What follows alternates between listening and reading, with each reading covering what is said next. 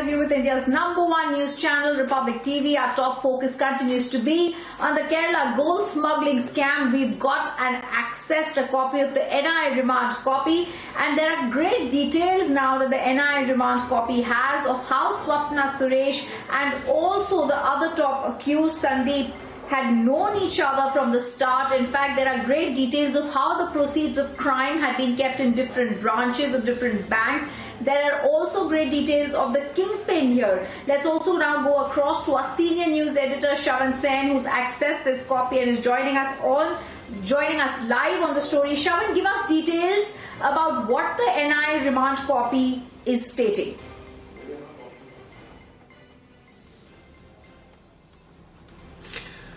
Well, in fact, this details out the entire relationship between Sandeep Nair and Swapna Suresh and the role they essentially played in this entire smuggling racket.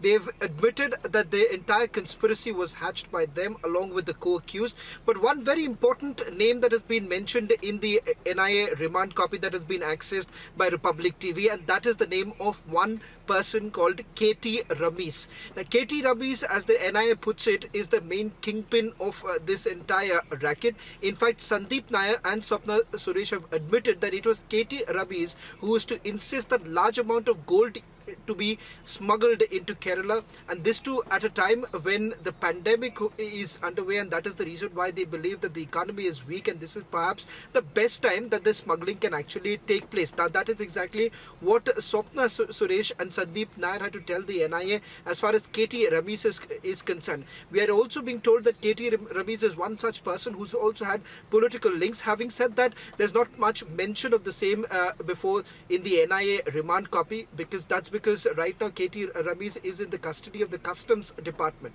As far as the seizure is concerned, they've also given the details of the seizure that has been made after Swapna Suresh essentially admitted that part of the proceeds of crime was put into some safe deposits. In fact, we're being told 1 crore in cash has been seized by the National Investigation Agency. Apart from that, 982 grams of gold has been seized from a safe deposit account in Thiruvananthapuram. So clearly, as far as this case is concerned, remember, this is just the tip of the iceberg, Rhythm, given the fact that at this stage, what the NIA hasn't really mentioned about in detail is the terror angle altogether. National Investigation Agency, however, suspects that there is a large-scale hawala racket that is underway. The money that was being generated from this gold smuggling was finally being used by certain fundamentalist proscribed organizations. Having said that, at this stage, the National Investigation Agency does not make any mention of such organizations. They are saying that the investigation is still underway.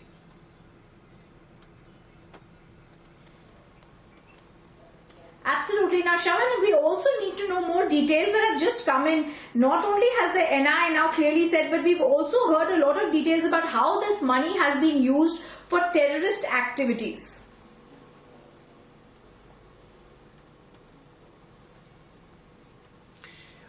Well, there's a single line mention in the remand copy saying that this was essentially an attempt to try and destabilize the monetary condition of the country, and it has got a large-scale diplomatic ramification given the fact that the diplomatic baggage was essentially used to smuggle gold. That's what has been mentioned in the NIA remand copy, but no details with regards to whether at all there is any sort of terror organizations or which sort of organizations have essentially been part of this entire smuggling racket.